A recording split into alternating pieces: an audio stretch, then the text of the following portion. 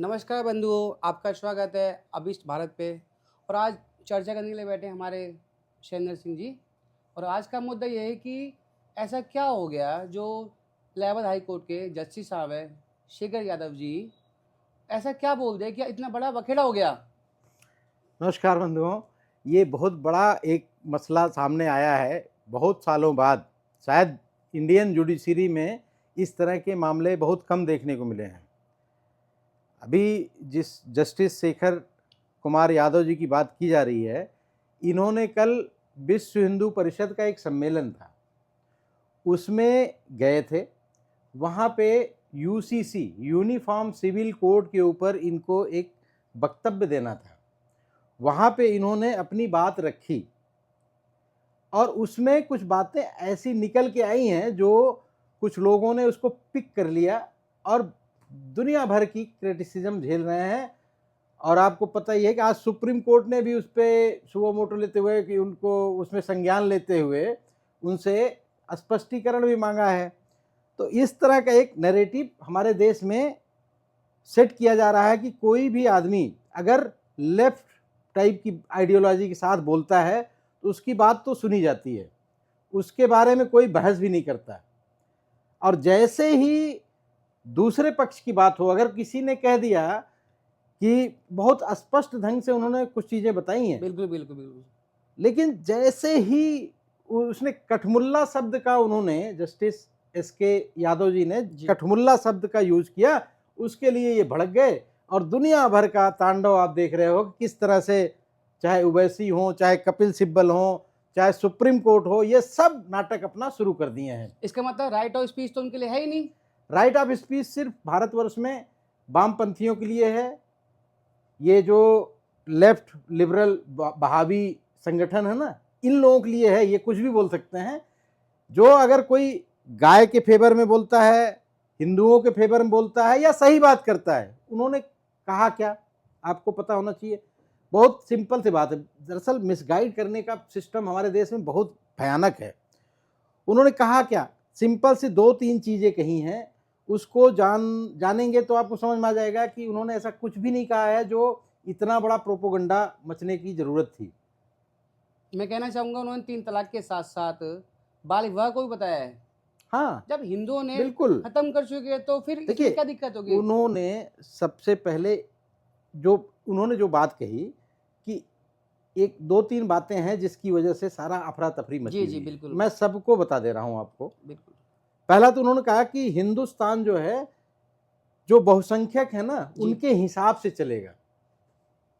इसका मतलब ये होता है कि बहुसंख्यक हिंदू हैं और हिंदुओं के हिसाब से, हिंदुओं की संस्कृति के हिसाब से ही देश चलना चाहिए। बेसिकली देश चल भी तभी सकता है जब बहुसंख्यकों के हिसाब से देश को चलाया जाए। क्योंकि हमारे यहाँ जो अल्पसंख्यक हैं, जिस जो अल्पसंख्यक, जो यूएन की आइडियोलॉजी उसके हिसाब से अल्पसंख्यक नहीं रह गए, 20% ज़्यादा हैं।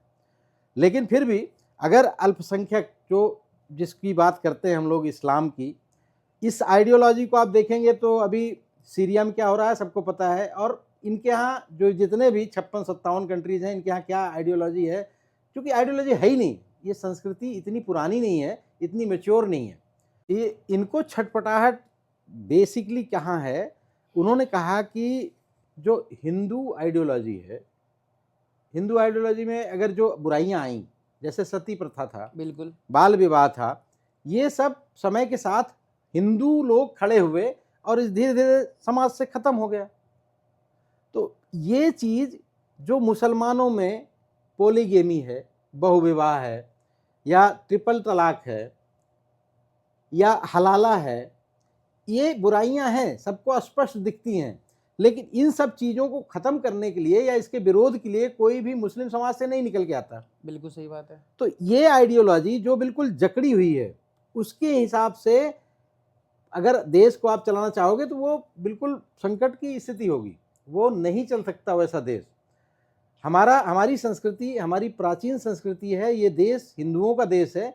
यहाँ पे तो हिंदू आइडियोलॉजी ही चलेगी, हिंदुओं की जो विचारधारा है वो चलेगी। और हिंदू आइडियोलॉजी ये है कि यहाँ पे किसी भी धर्म, जाति, पंथ, मजहब के लोग रह सकते हैं, उनका सम्मान है, वो अपनी स्वतंत्रता से अपनी पूजा पद्धति का निर्वहन कर सकते हैं, सब कुछ है। लेकिन फिर भी हमारे बड़े बड़े लोग खड़े हो जाते हैं, कपिल सिब्बल और उवैसी जैसे जिहादी लोग, पूरा जो लेबरल खड़ा हो जाता हाँ, करके। ये सारे खड़े हो जाते हैं। उन्होंने दूसरी बात जो बोली, जिस पे सबसे ज़्यादा विरोध हो रहा है, कि एक तो ये हो गया कि ये बहुसंख्यक जो हैं इस देश के, उनके हिसाब से इस देश का कानून व्यवस्था या व्यवस्थाएं चलेंगी। बिल्कुल बिल्कुल। पहली बात। दूसरी बात उन्होंने जो बड़ी बोली, ये जो कठमुल्ला समाज है, जिस पे सबसे ज़्यादा विरोध हो रहा है, आप सोशल मीडिया पे जाओ, यूट्यूब पे, ट्विटर पे, कहीं भी जाओ, सिर्फ इस चीज़ का विरोध हो रहा है कि भाई कठमुल्ला क्यों बोला। उन्होंने कहा भी कि कठमुल्ला शब्द अपने आप में अच्छा नहीं है, लेकिन मुझे कहने में कोई हिचक नहीं है कि ये जो कठमुल्ला मतलब अगर समझ में आ जाए ना लोगों को, तो समझ में आ जाएगा कठमुल्ला होते क्या हैं। कठमुल्ला बेसिकली उनको कहा जाता है जो रेडिकल इस्लामिस्ट हैं, जो बिल्कुल मतलब दीनी शिक्षा के लिए, दीन की दावत के लिए तत्पर रहते हैं। इस्लामिक दीन में, स्कॉलर। हाँ, Islamic scholar is different way. If you से कठमुल्ला मीन्स जिनको इस्लाम भी वैसा नहीं पता है, अच्छा पता हो भी तो वो सिर्फ ये सोचते हैं कि ये जीवन तो कुछ है ही नहीं है, यहाँ तो इस्लाम को प्रचारित करना है, यहाँ गजवाए हिंद करना है, देश के टुकड़े करने हैं। बिल्कुल। और देश के टुकड़े किया इन्होंने 47 में, इन्होंने बांग्लादेश पाकिस्तान बनाया ना भाई, इन्हीं कठमुल्लों ने बनाया। तो उनका कहने का मतलब यही था कि हमें सचेत हो जाना चाहिए ऐसे कठमुल्लाओं से जो इस देश को फिर तोड़ देंगे। तो इसमें ऐसा कुछ उन्होंने गलत नहीं कहा था कि इसके लिए इतना बड़ा बवंडर खड़ा किया जाए। उनका कहने का मतलब सिर्फ ये था कि ये कठमुल्ले जो हैं ये देश के लिए घातक हैं, ये देश को तोड़ने का काम करते हैं, ये इतना रेडिकलाइज करते हैं, मतलब जनता को बांटने का काम करते हैं कि आप बिलीवर हो नॉन बिलीवर हो, आप इस्लाम में विश्वास रखते हो या नहीं रखते हो, इस तरह से बांट देते हैं कि आपस में जनता एक दूसरे से लड़ेगी ही लड़ेगी। तो इस तरह की बातें हमारे देश के लिए, फ्यूचर के लिए बहुत ही गंदी हैं, और ये लोग कभी भी इस देश को डेवलप होते हुए नहीं देखना चाहते हैं। ये देश के विरोध में, देश को कमज़ोर करने के लिए हर तरह के षड्यंत्र, आपको पता ही है किस तरह से अभी संसद में भी इनके फॉलोअर्स, जो इस्लामिक कट्टरपंथियों के जो मेन पार्टीज़ हैं, चाहे वो कांग्रेस हो, चाहे वो सपा हो, चाहे जो भी पार्टियां हैं, ये सब किस तरह से अभी अमेरिका से फंडिंग लेने वाली जाज सिरोज गैंग से सोनिया गांधी का डायरेक्ट कनेक्शन निकल के आ रहा है। बिल्कुल। किस तरह से राहुल गांधी जाके वहाँ से ट्यूटर्ड होते हैं और यहाँ आके दुनिया भर की बकवासबाजी करते हैं। तो ये सब चीज़ें देखने के बाद कोई भी बुद्धिजीवी व्यक्ति इस तरह की बातें कर रहा है तो कोई बुराई नहीं है, इससे सावधान रहने की ज़रूरत है हमें।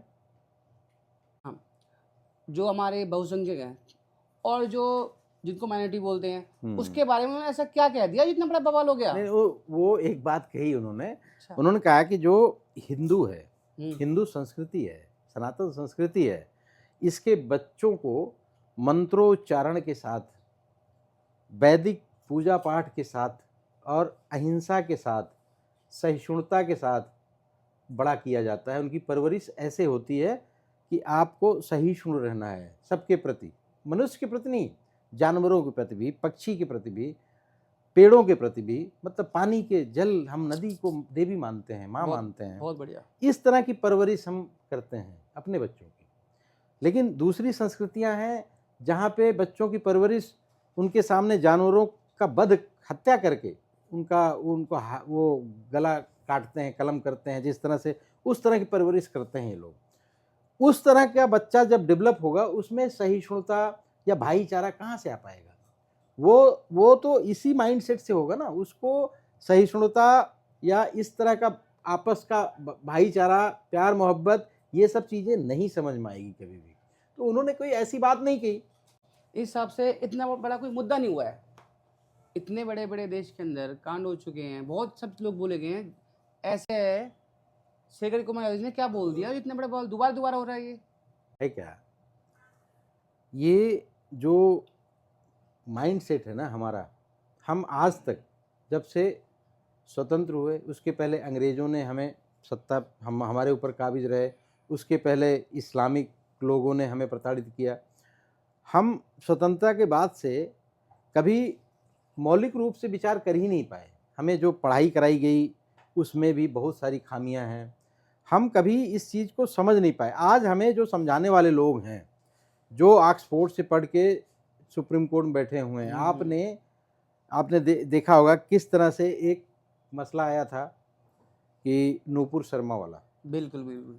नूपुर शर्मा केस में यही जस्टिस सूर्यकांत और जस्टिस पारदीवाला जी, इन्होंने सीधा सीधा ये कहा कि नूपुर शर्मा के स्टेटमेंट से उन्होंने एक उद्धरण दे दिया जो कुरान हदीसों में भरमार पड़ी हुई है।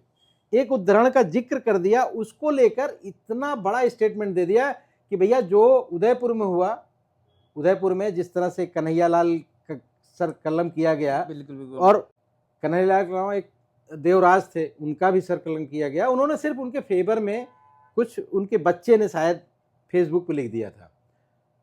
वो सुप्रीम कोर्ट, ये जस्टिस लोग कह रहे हैं कि भाई ये काम तो, चूंकि आपने इस तरह का स्टेटमेंट दिया, मतलब नूपुर शर्मा को कह रहे हैं कि इस आपके स्टेटमेंट की वजह से इस तरह का कांड हो गया।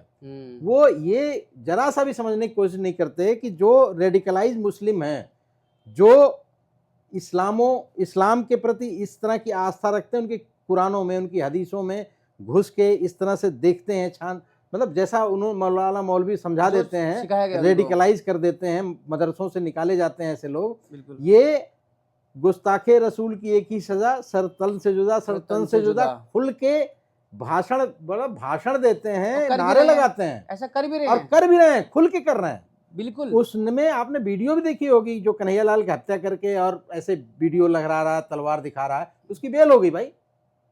ऐसे लोगों की राजस्थान हाई कोर्ट ने बेल दे दी उनको, ऐसे लोगों को।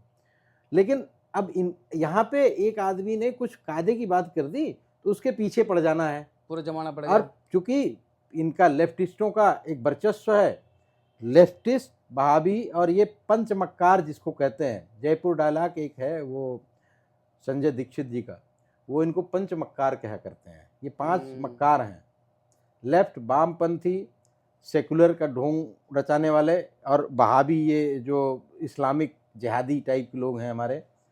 ये सब लोगों का एक गठबंधन है। एक निरपेक्ष भाव से कोई आदमी अपनी बात भी नहीं कह सकता, वो भी हाई कोर्ट का जज। तो किस तरह का फ्रीडम ऑफ स्पीच मानते हो आप इस देश में? फ्रीडम ऑफ स्पीच सिर्फ और सिर्फ वामपंथी, लेहाबी और जो जिहादी हैं उनके लिए है। आपके, हमारे लिए, या हम जैसी सोच रखने वालों के लिए फ्रीडम ऑफ स्पीच इस देश में आज भी नहीं है। भले मोदी सरकार बैठी है, आप सोचोगे ना मोदी सरकार है, मोदी सरकार क्या कर लेगी? 70 साल से इसी तरह जीने की आदत पड़ गई है हमें, और शायद सैकड़ों साल से। कपिल सिब्बल का जो स्टेटमेंट आप सुनोगे ना, तो वो कह रहे हैं कि जब ऐसे जज कैसे कुर्सी पर बैठते हैं, ऐसे जज को कैसे कुर्सी मिल जाती है? इनको तो या तो सस्पेंड कर दिया जाए या इनको केस देना बंद कर दिया जाए। ये डिसाइड करेंगे एक चमचा आदमी जो शुद्ध रूप से दलाली करता है, जुडिशरी की भी और पार्टियों की भी। कभी कांग्रेस में रहेगा, कभी आम आदमी पार्टी में जाएगा, कभी झारखंड से राज्यसभा बन जाएंगे। ये ऐसे लोग हमें ज्ञान देते हैं और हम मानते हैं। तो मेरा कहना ये है कि आप ये बताइए कि जब कन्हैयालाल को जो जज बेल दे सकता है, उनके लिए कपिल सिब्बल ने क्या बोल दिया? वो नहीं बोलेंगे। यही कपिल सिब्बल तो 2 बजे 1 बजे वो खुलवाए थे सुप्रीम कोर्ट, आपको क्या पता है? यही सारे तो हैं, वो सारा गैंग यही है जो वोक और अमेरिका के जो डीप स्टेट के जो जितने सिस्टम हैं, ये सब उसके फ्रंट रनर, फ्रंट प्लेयर हैं। ये सब बहुत बड़े वो सिस्टम के बिल्कुल हाईजैक करके रखने वाले लोग हैं। इन सारी बातों से ऐसा लगता है कि ये सिर्फ और सिर्फ नौटंकी सिर्फ और सिर्फ उनके लिए है जो बहुसंख्यक है, और अल्पसंख्यक को जो बेल दी जाती है उनके जज साहब को आज तक स्लो मोशन सुप्रीम कोर्ट ने क्यों दिया? बड़ा खेल है, जुडिशरी से हम लोग जुड़े हुए हैं, तो हम लोग कुछ जुडिशरी पे नहीं बोलना चाहिए। हमें कुछ बोलना भी है तो बहुत सोच समझ बोलना चाहिए। लेकिन कुछ चीज़ें होती हैं जो दिखती हैं तो दुख होता है। ठीक है दर्शकों, आज शैलेंद्र सिंह जी अच्छी बात हुई, और अगली बार नमस्कार, मिलेंगे किसी और मुद्दे के लिए। जब तक के लिए नमस्कार, जय भारत।